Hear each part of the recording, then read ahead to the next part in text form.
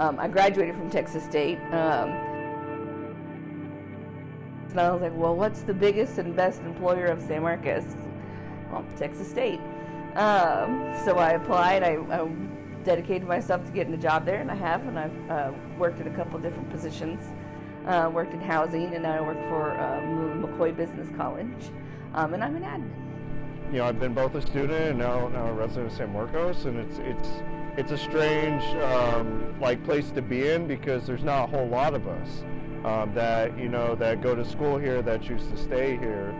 The topic right now is, that they're going to the local businesses downtown. Hey, we want to buy you out because, we want to put more, living spaces for the students and this and that. And of course, I'd be a little upset if they came over here and told me, hey man, we want to buy you out because we want to put more housing for the students. I mean, that would, to me, I'd be like, well, where do I go? Where's my business going to roll? And, I got to go further out, out in the country.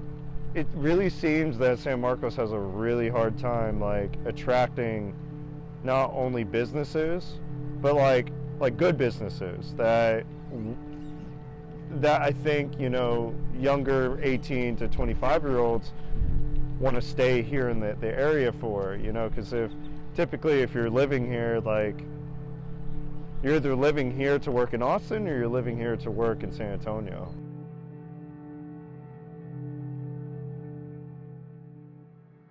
Unprecedented move. I-35 was shut down in both directions early this morning as the Blanco River rose over the lanes near San Marcos. Today marks the one-year anniversary of the deadly Memorial Day weekend floods. For me, like, yeah, I lost my car, but, look at people that live there on River Road or, Blanco Village, they lost everything.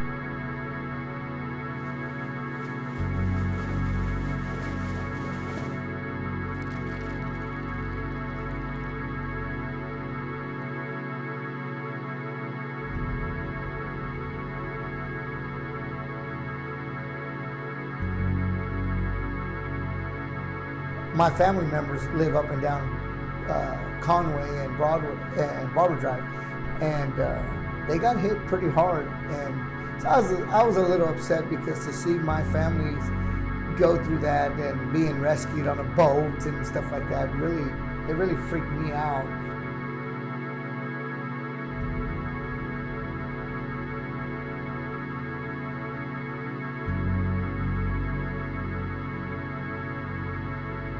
During Mother Nature's rampage, some worry people made it worse. Neighbors in San Marcos believe a construction project made the Memorial Weekend flooding even more damaging. And now the city will hire an independent hydrologist to see if that's true. They brought in their own specialist, and the specialist said, no, it doesn't matter. It didn't matter that giant apartment complex was there. It didn't matter. It would have flooded anyways. And then somebody brought in, I can't remember who it was, but another person months later brought in their own private, not owned by the city, not by anybody.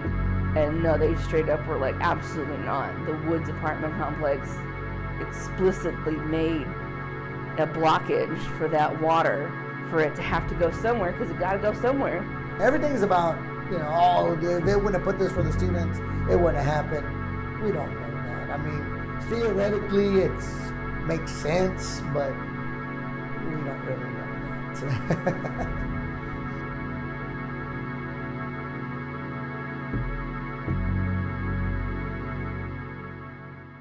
I feel like San Marcos is still kind of trying to figure out its identity.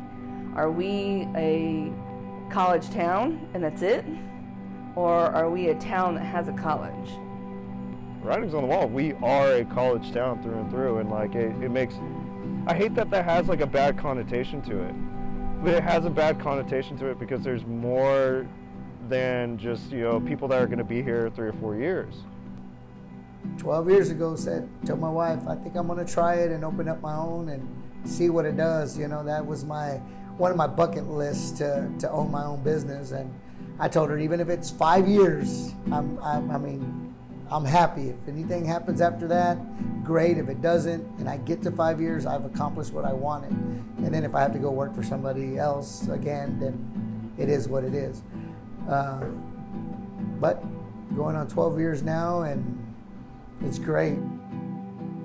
When I opened up my shop, I told myself, that's one of the reasons why I'm going to open up my shop. I'm going to open it so I can surround myself with great people that are going to take care of my business, so I can, the other half of my kids, I don't miss the opportunities of going and seeing them in their sports that they do. And because I did miss a lot of my older kids' childhood, and that's one of my biggest regrets, that I was tied into this company that I could not. I mean, I was working from 6 in the morning to 9, 10 o'clock at night. My family has set roots here, and I would like to stay here, you know, so just gotta keep fighting the good fight. So I think be more mindful and just, you know, think about staying here a while, so.